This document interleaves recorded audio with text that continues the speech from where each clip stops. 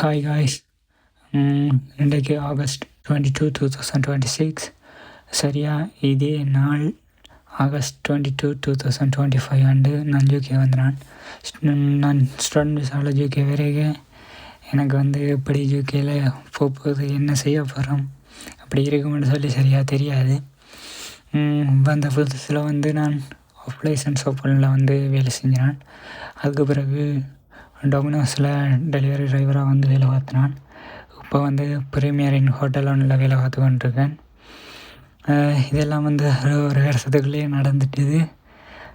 அதே நேரம் யூனிவர்சிட்டியிலையும் படிப்பு அசைன்மெண்ட் ப்ராஜெக்ட்னு சொல்லி அது ஒரு நாளில் போய்கொண்டிருந்தது.